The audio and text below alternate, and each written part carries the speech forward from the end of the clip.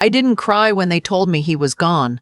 The hospice nurse, a kind woman with red hair and very soft shoes, she touched my hand and said, "He passed peacefully, Eleanor. He didn't suffer." And I nodded. I thanked her. I asked if I should call someone, and she said yes, whenever I was ready. I went to the kitchen and made a pot of coffee instead. I stood at the window watching the neighbor's dog chase something through the yard, and I thought, that dog has more energy than I've had in 31 years. 31 years. That's how long I was married to my husband. And standing there with my coffee going cold in my hands, the first thing I felt, the very first thing, was quiet. Not grief, not relief, exactly. Just quiet.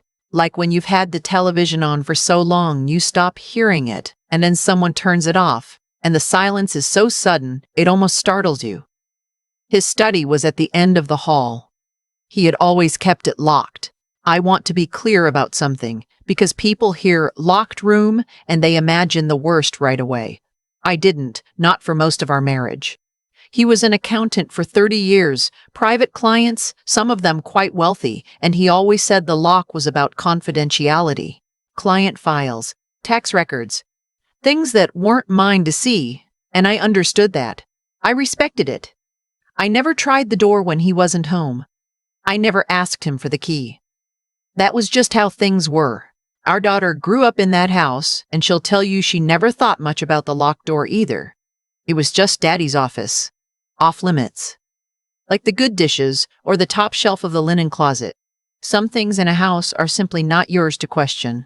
I was 63 years old before I questioned anything. His name was Leonard. We met at a church social in 1989. He was quiet, well-dressed, the kind of man who stood slightly apart from a crowd. Not unfriendly, just contained. He brought me a cup of punch and asked about my job, and he actually listened to the answer. That was unusual enough that I noticed it. I was a librarian.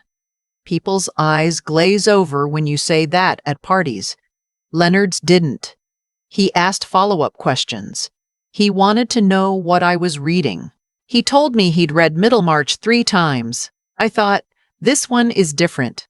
And in many ways he was. He was never cruel. He never raised his voice. He remembered my mother's birthday every year without being reminded. He drove carefully. He wore his seatbelt. He was, by every visible measure, a responsible and decent man. But there was always the door at the end of the hall. I should tell you about the little things. The things that, alone, mean nothing, but together, when I finally had to look at them all at once, meant everything. He drove me to every doctor's appointment. Every single one, from the year we got married until the year his knees went bad. I thought it was sweet. Attentive.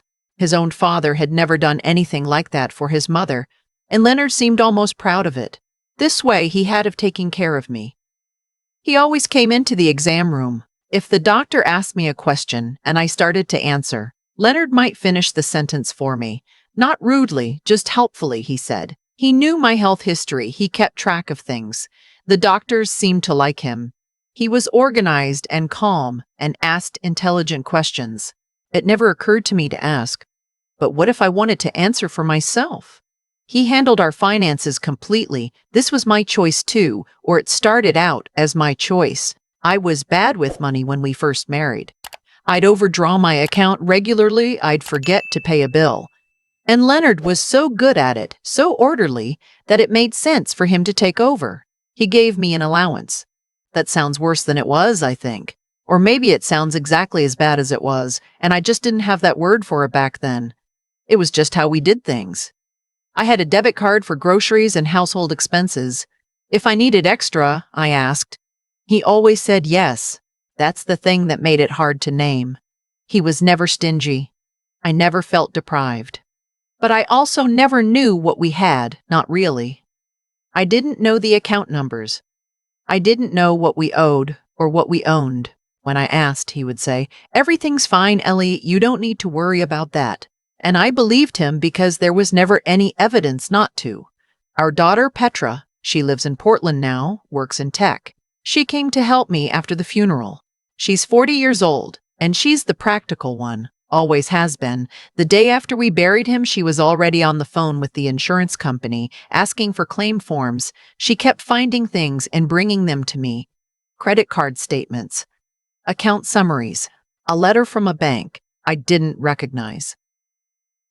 "Mom," she said, standing in the kitchen doorway with a piece of paper in her hand, "did you know about an account at Coastal Savings?" I did not know about an account at Coastal Savings. "It's in his name only," she said. She was using her careful voice, the one she uses when she's trying not to alarm me. There's quite a bit of money in it." I looked at her and I thought, the door. I had the key by then. His lawyer had given it to me along with his watch and his wedding ring and a brown envelope containing various documents. The key was small and silver on a ring by itself. And I'd set it on the kitchen counter 3 days earlier and walked past it probably 40 times without picking it up. I picked it up now. The hall felt longer than usual. That's not a poetic thing I'm saying to set a mood. The hall genuinely felt longer, the way distances stretch when your body knows something your mind hasn't caught up to yet. I was aware of my own footsteps. I was aware of Petra standing behind me, not speaking. The key turned easily. I don't know what I expected. Something dramatic, I suppose. What I found was an ordinary room, a desk, a filing cabinet, gray metal, 4 drawers tall. Shelves along one wall with labeled binders, a small window with the blinds closed. The room smelled like him, something medicinal and papery, and faintly like the cedar sachets his mother used to make. I stood in the doorway, and I breathed it in, and for one moment, just one, I did almost cry. Not from grief, from something more like vertigo, like standing at the edge of something. Petra put her hand on my shoulder. "Take your time," she said. I went to the shelves first. The binders were labeled by year, going back to 1991, 2 years after we married. My handwriting brain cataloged them automatically, a librarian's habit. I pulled out the one labeled 2019 and opened it on the desk. It was a property document, a deed. The house we had lived in together for 28 years. The house I thought of, with complete unconscious certainty, as mine. Our home. The address I'd given as my address for 3 decades. The place I knew how every floorboard sounded, where I'd grown a garden in the backyard, where my daughter had measured her height in pencil marks on the kitchen doorframe. His name only, not mine. I set it down and picked up another document. And another. I don't know how long I stood there. Petra said later it was almost 2 hours. I went through the binders methodically, the way I would have approached a reference project. Carefully, completely, not letting myself rush past something because I didn't want to look at it. A librarian's discipline? Maybe the only thing that got me through it. Here is what I found in that room. The house had been in his name only since we moved in. I had signed documents early in our marriage, a refinancing, I'd thought, or a routine update. And somewhere in the paperwork of that transaction, my name had come off the deed. I don't know if I understood what I was signing. I don't know if he explained it to me. I remember him saying, "Just the standard forms, Ellie, just put your initials here." And I had. There were 2 accounts I knew nothing about. One had been opened the year Petra was born. The deposits into it were regular, modest, spanning decades, his private clients, he called them, the ones who paid in cash. The second account was newer, opened 8 years ago, and the amounts were larger. Together, they held more money than I had known we had. There was a folder of medical records, mine. My complete medical history, every appointment, every test result, every prescription, dating back to 1992. He had kept copies of all of it. I sat with that folder in my lap for a long time. I was trying to understand why. He was my husband, not my physician. I had never asked him to keep these records. I hadn't known he was keeping them. And then I found a document inside the folder.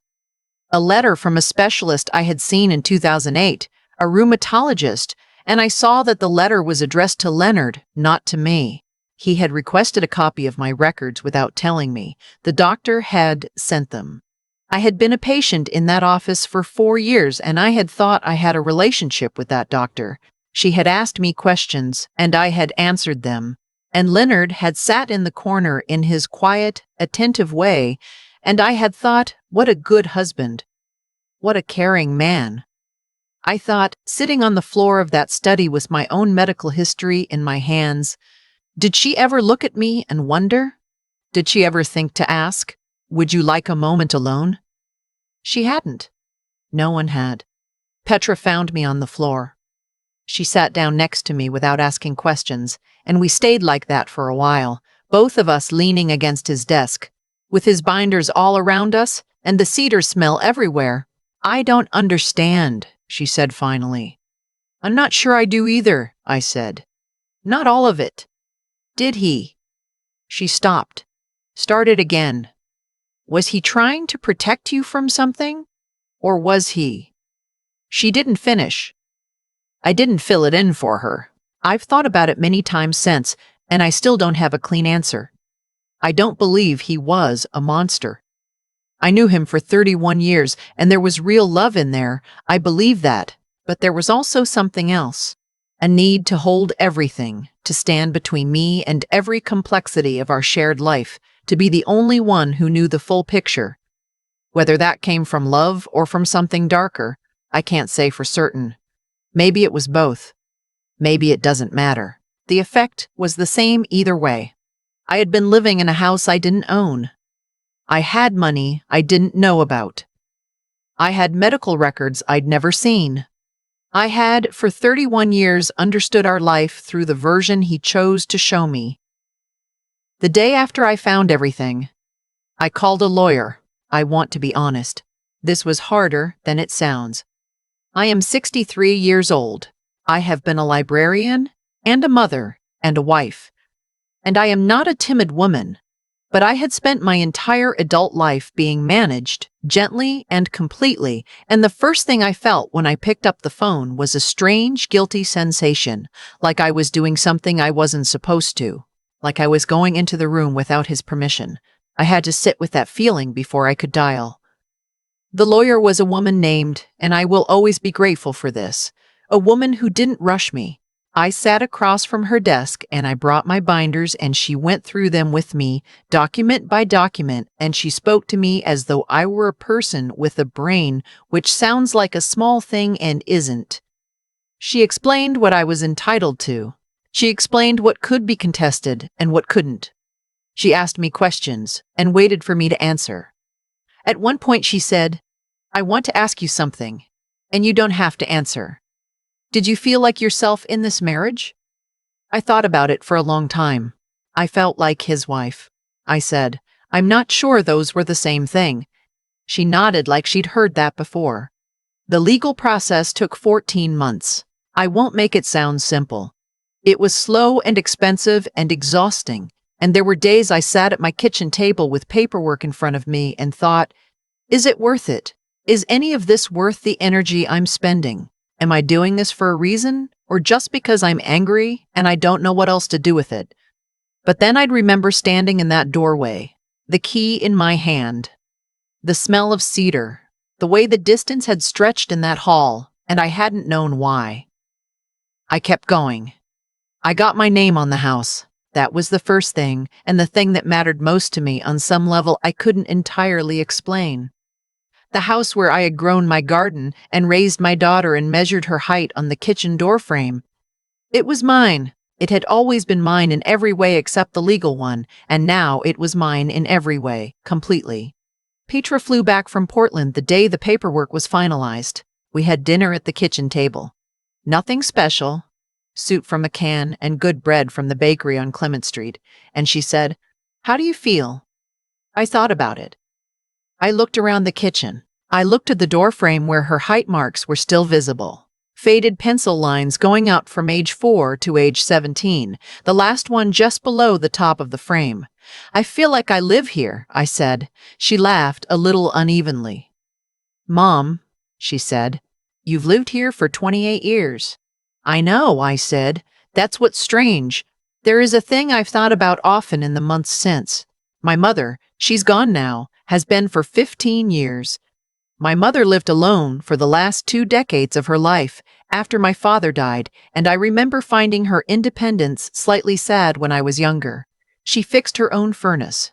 She drove herself to the hospital once with a broken wrist because she didn't want to bother anyone. She handled every document, every bill, every decision entirely by herself, and I remember thinking, how lonely, how hard.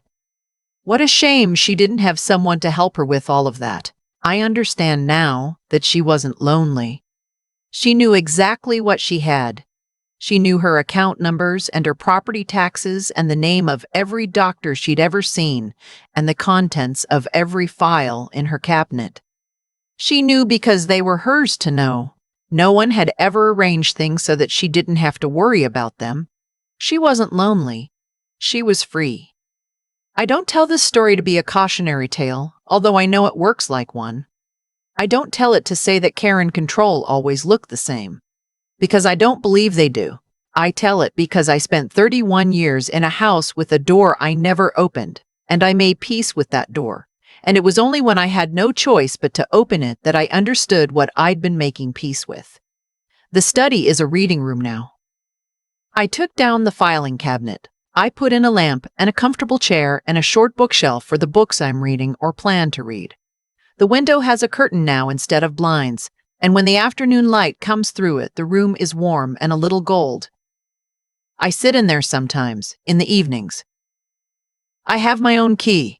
It's on a blue keychain Petra picked out. Nothing special. Just a bit of color. I can open the door or close it whenever I like. I always leave it open. I've had a lot of time to think about what happened.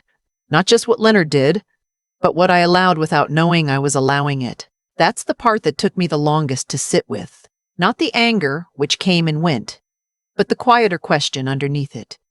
How does a person go 31 years inside a life that was arranged for her without ever stopping to ask who did the arranging?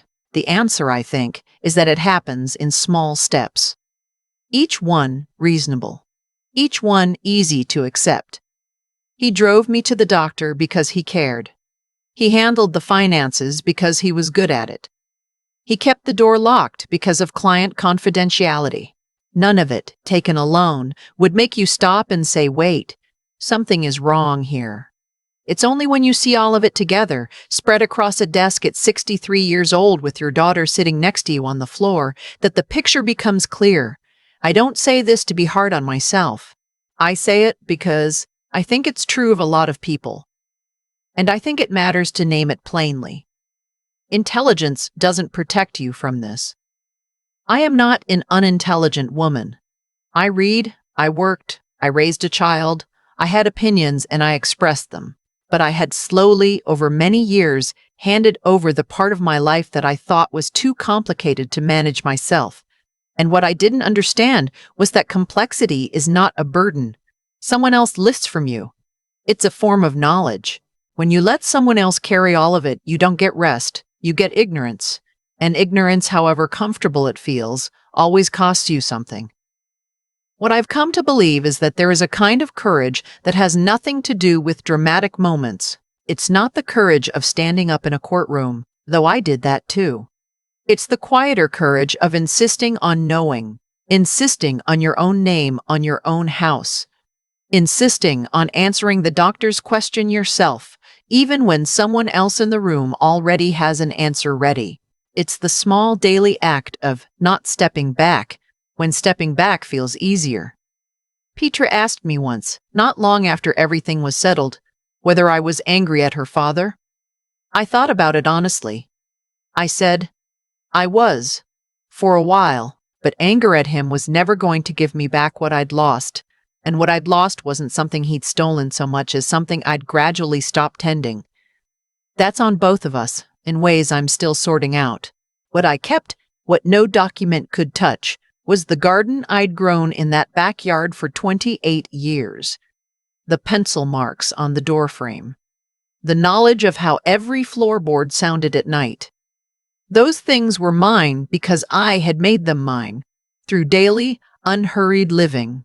No one can lock a door on that. I think about my mother more than I used to. She fixed her own furnace. She drove herself to the hospital with a broken wrist. At the time, I thought that was sad. Now I think it was the most dignified thing I'd ever seen, and I just didn't have the eyes for it yet. The study is a reading room now. I leave the door open.